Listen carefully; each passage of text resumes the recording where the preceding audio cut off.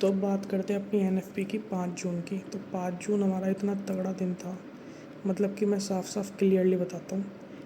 ये है हमारा ट्रेड, 5 जून को एनएफपी थी, तो मुझे ट्रेड लेनी थी। हम यहाँ पे आ जाते हैं। तो एक चीज़ अगेन मेरे दिमाग में ये था कि 1 आवर 4 आवर मार्केट ने 4 आवर का स्विंग ब्रेक कर रखा है, ऊपर जा रही है, ठीक है। मतलब ऑब्वियसली 5 तारीख को मेरा यहाँ पे इतना कुछ खास नहीं है, मार्केट का फॉल ही लग रहा था मुझे वैसे भी। बट लेकिन यहाँ पे जब मार्केट नीचे आई तो एक चीज़ क्या, ऑब्वियसली नो डाउट मार्केट ने यहाँ पे ऐसे करके काइंड ऑफ डबल बॉटम बना दिया था ये। एंड यहाँ पे 4 आवर में एंगल्फिंग भी कर दी थी मार्केट ने, एंड उसके बाद ऊपर भी जा रही थी। बट पहले तो मैं इसके उसमें बैठा था कि 1 आवर की स्विंग है, मार्केट यहाँ से गिरेगी गिरेगी। बट उसके बाद मैंने क्या चीज़ देखी, जो कि हमने यहाँ भी बात कर दी कि मार्केट ने 4 आवर में साइड की स्विंग ब्रेक करी है, इस वजह से मार्केट ने यहाँ पे सेल करा है। अगेन यहाँ पे मार्केट ने स्विंग ब्रेक करके आई थी, तो यहाँ से सेलिंग आई। वो हमें वहाँ पे सेलिंग का मौका यहाँ से मिला था, इस पॉइंट से। बट हम ट्रेड में थे तो कोई मतलब ही नहीं था। यहाँ पे क्या देखा मैंने, 4 आवर में मार्केट ने स्विंग ब्रेक करी अपनी साइड की, ये रही। एंड स्विंग ब्रेक करने के बाद मार्केट ने ऊपर से फिब रिट्रेसमेंट करी अपनी 0.50 की, ठीक है, ये रही। एंड 0.50 की फिब रिट्रेसमेंट करने के बाद ये जो लेवल है, ये 0.50 का फिब रिट्रेसमेंट का लेवल है। एंड यहाँ पे मार्केट थी, एंड उसके अंदर फिर यहाँ पे ऑब्वियसली ये ट्रेड तो मैंने लेनी नहीं थी, मेरी ये ट्रेड मिस हो गई थी। फिर मैंने क्या चीज़ देखी, मैं यहाँ पे आ गया था कि मार्केट ने, मैंने यहाँ पे नोटिस करा कि मार्केट ने मेरी इस स्विंग का ब्रेकआउट दे दिया। एंड इस स्विंग का ब्रेकआउट देने तब तक ये मार्केट कैंडल क्लोज नहीं हुई थी कि मार्केट ने मेरा यहाँ पे कंसोलिडेशन कर ली थी। नीचे से मार्केट 30 मिनट की भी स्विंग ब्रेक करती हुई आ रही है, 1 आवर में कोई स्विंग ब्रेक नहीं करी थी। बट लेकिन मेन चीज़ 4 आवर में जो इसने स्विंग ब्रेक करी वो सबसे ज़्यादा मेन है। 30 मिनट में स्विंग ब्रेक करते हुए आ रही है, इसने यहाँ पे कंसोलिडेशन करके स्विंग का ब्रेकआउट कर दिया। एंड फिर मैंने क्या देखा, मैंने सोचा नहीं, मतलब मैंने 2 चीज़ करी थी, या तो मार्केट नीचे की side breakout they again market ऊपर आएगी, देन यहाँ से सेलिंग का देखेंगे।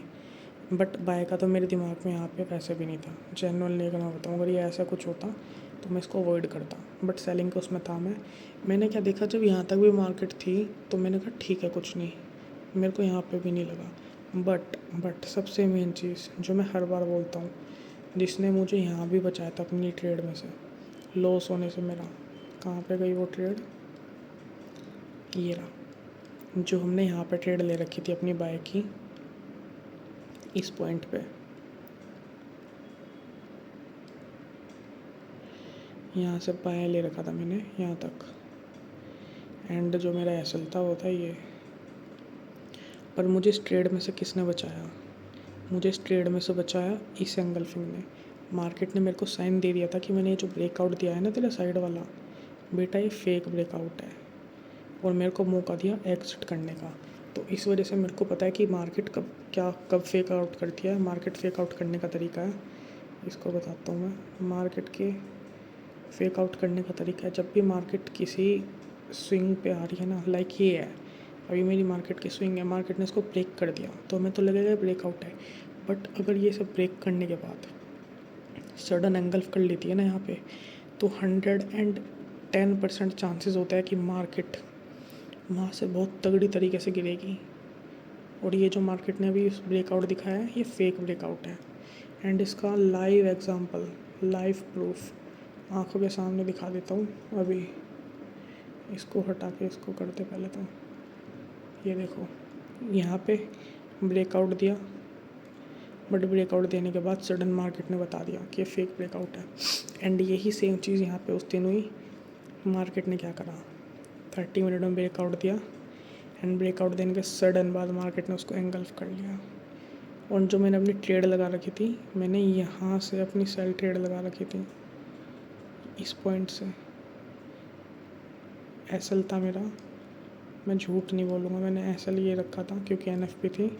एंड जो टीपी था मेरा अराउंड इसका 1:2 के उसमें ट्रेड थी मेरी। बट मार्केट ने मेरी ये ट्रेड को एग्जीक्यूट ही नहीं करा था। मार्केट उससे पहले ही नीचे गिर चुकी थी। एंड बाद में इस ट्रेड ने जो ये फटी है, इतनी गंदी, मतलब मैं बता नहीं सकता कि क्या फटी है ट्रेड। जेन्युइनली मार्केट 1500 पिप गिरी है, 1500 पिप्स NFP। और NFP में जो फॉल आया इसका, मैं फिर थोड़ा वेट भी करा कि मतलब चल मार्केट अगर मेरी गिर भी गई तो मार्केट ऊपर तो आएगी, बट मार्केट ऊपर आए नहीं एंड ये डायरेक्ट फॉल ही फॉल करती चली गई। तो जिस वजह से ये था सारा। मेरे एक मन में फिर यहाँ पे भी आया था मेरे की यहाँ पे डोजी बन चुकी है, इस डोजी के अंदर एंगल्फिंग है, इस एंगल्फिंग के बाद यहाँ पे भी साइड का स्विंग ब्रेक हो गया, तो यहाँ से मैं बाय कर लेता हूँ। पर मुझे काफ़ी अच्छा अपने ऊपर प्राउड हुआ कि मतलब मैं इन सब चीज़ों में नहीं आया और मैंने ये ट्रेड को छोड़ दिया, बाय नहीं करा, वरना उसमें लॉस होता। तो ये थी अपनी NFP। और NFP की एक ट्रेड की वजह जो मैं पहले ही समझ चुका था कि मार्केट में सेल भी होगा। ये जो बोलते हैं ना लोग कि जो न्यूज़ आती है न्यूज़ से कुछ नहीं पता लगता, चूतिया होते हैं वो लोग मेरी नज़रों में। मार्केट में पहले जो न्यूज़ थी NFP की न्यूज़, साफ साफ पढ़ो क्या लिख रहा है।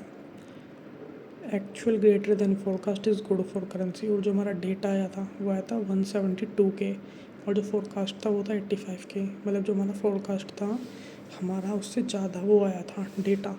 एंड जब एक्चुअल आता है ग्रेटर देन फोरकास्ट से तो is good for currency. And USD जब गुड होगी हम ट्रेड क्या करते हैं, हम ट्रेड करते हैं XAUUSD, ये रहा, ठीक है। हम गोल्ड ट्रेड करते हैं इसमें XAUUSD, दो पेयर से है।